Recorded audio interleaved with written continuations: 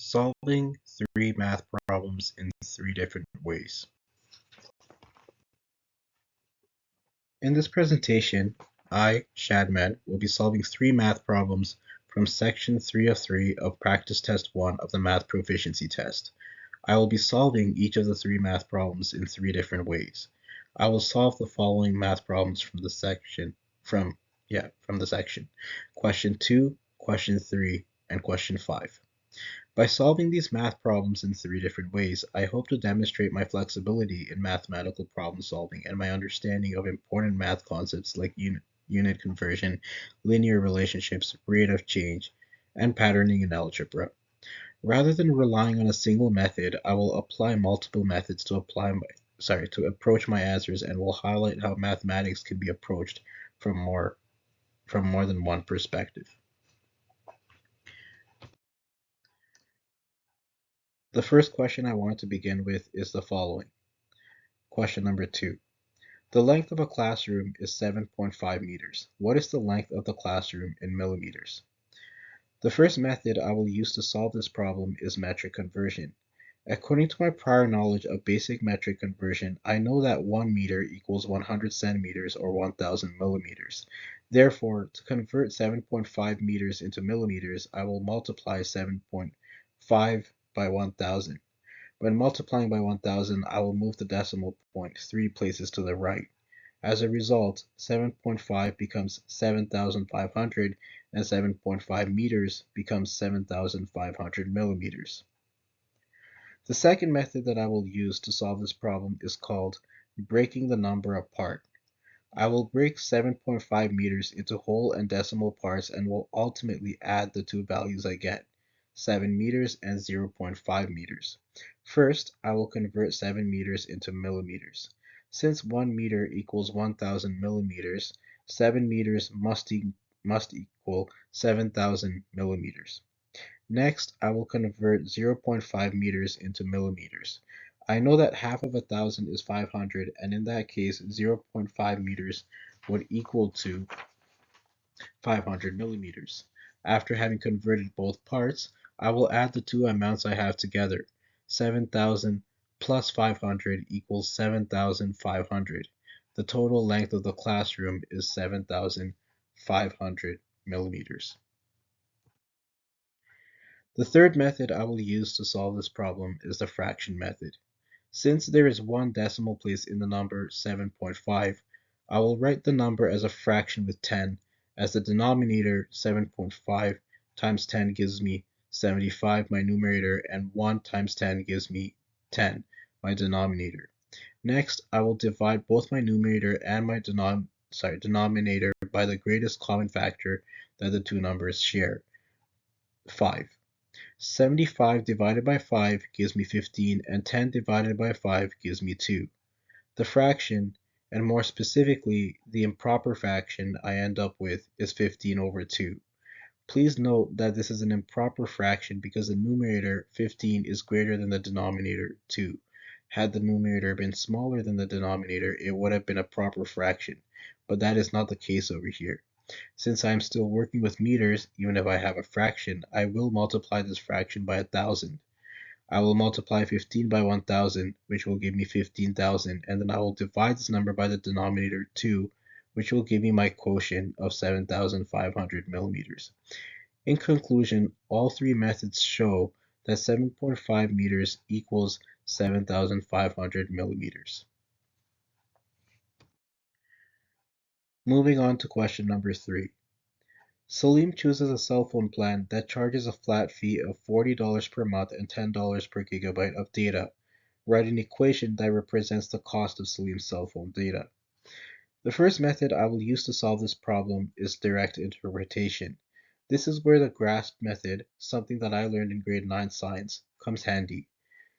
In the grasp method, G stands for given, R stands for required, A stands for analysis, S stands for solution, and P stands for paraphrase. For the purposes of this question, however, we will stick with G for given. As shown on my sheet, I have carefully written down the given information. I will begin by identifying two pieces of information in the situation, the flat monthly fee and the cost per gigabyte. The flat fee of $40 is a payment that Salim must pay every month, even if he uses 0 gigabytes of data. Next, I will uh, write down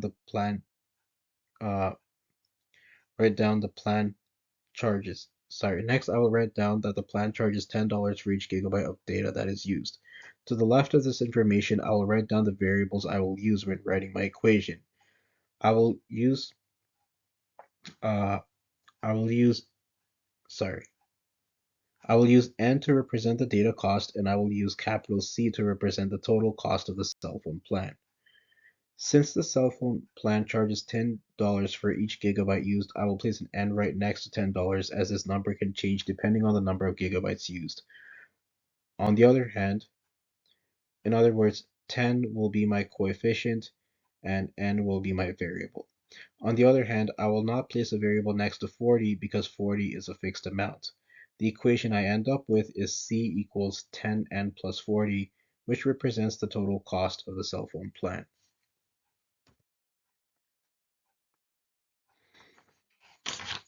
This can also be worded as 40 plus 10N.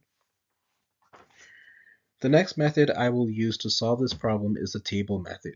I will create a small table of values to look for and identify a pattern. On the left of my table, I will put in the number of gigabytes of data because that is my independent variable, and I will place the cost on the right of the table since that is the dependent variable in this problem.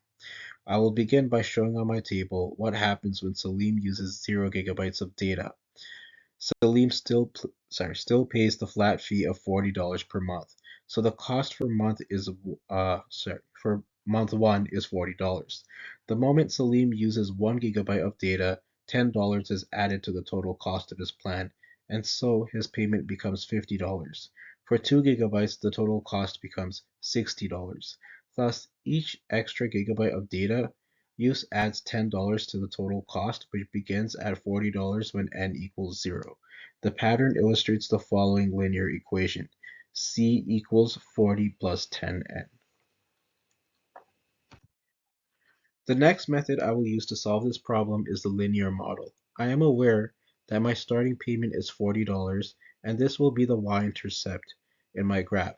I am also aware that my rate of change, or slope, is $10 per every gigabyte of data used.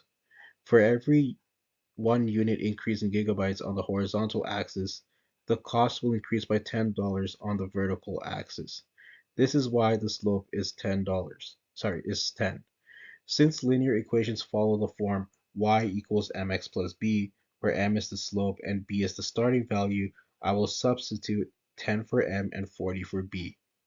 This produces the equation C equals 10n plus 40, which can also be written as C equals 40 plus 10n. Based on the information provided, this is how the equation would look like if it was drawn on a graph.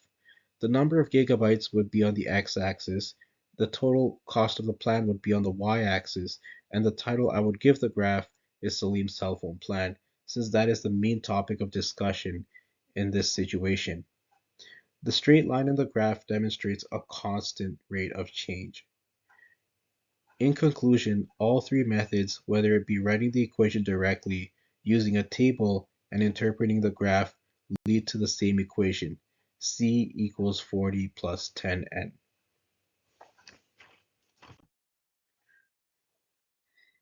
Moving on to question number 5.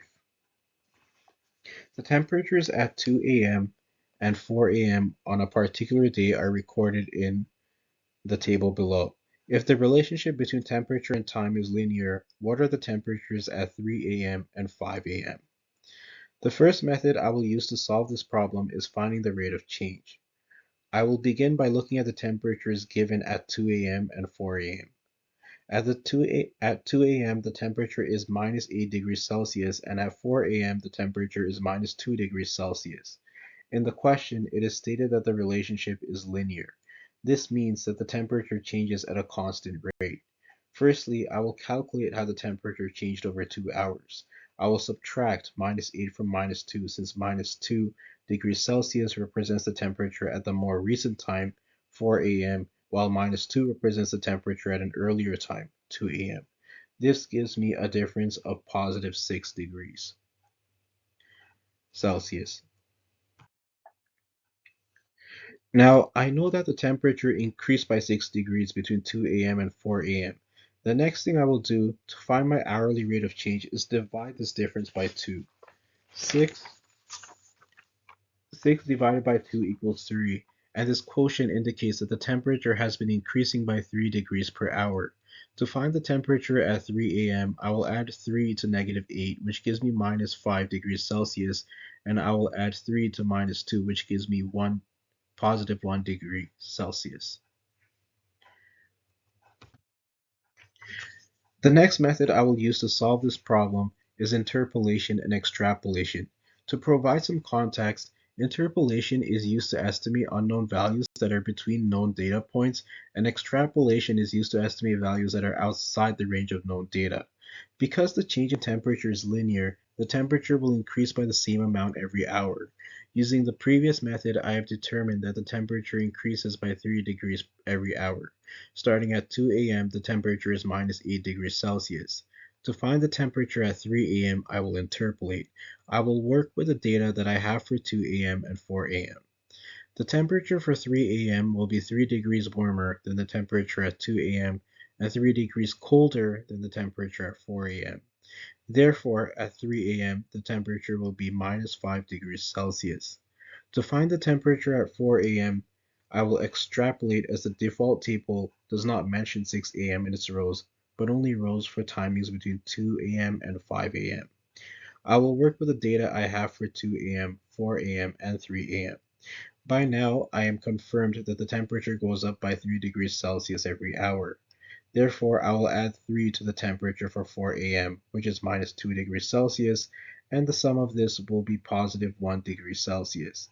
Therefore, at 5 a.m., the temperature will be 1 degree Celsius. The third method I will use to solve this problem is an equation. Please note that to use this equation, it will be necessary for me to know the rate of change beforehand. I will come up with an equation that will help me to find the temperature values for 3 a.m. and 5 a.m. I will let the variable t represent the number of hours after 2 a.m. Since I already know the rate of change, which is 3 degrees per hour, I will make this rate of change the slope of my equation. Since the first temperature value mentioned in the chart is minus 8 degrees Celsius, this value will become my y-intercept. Putting this together, the equation I arrive at is t equals 3t minus 8. Now I will substitute the values into the equation. By 3 a.m., 1 hour has passed since 2 a.m., so I will substitute t for 1.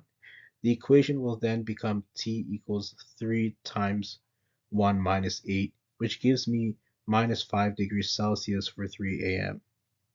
By 5 a.m., 3 hours have passed since 2 a.m., so I will substitute t for 3.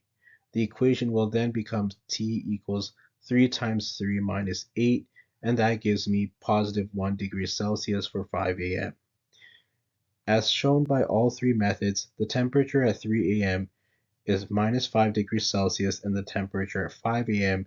is positive 1 degree Celsius. This presentation has demonstrated why it is important to learn how to solve math problems in more than one way. When we approach a problem using different methods, we sharpen our understanding of mathematical concepts. In this presentation, I have converted meters to millimeters using metric rules, um, decimals, and fractions. I have written a linear equation by first directly interpreting given information as recommended by the graphs method, a helpful tool for solving math and physics problems, creating a table of values, and drawing a graph. Thirdly, I have found missing temperatures by finding rate of change, recognizing patterns, and writing an algebraic equation. Thus, I have exercised multiple mathematical skills including metric conversion, decimals, fractions, graphing, as well as pattern and algebra.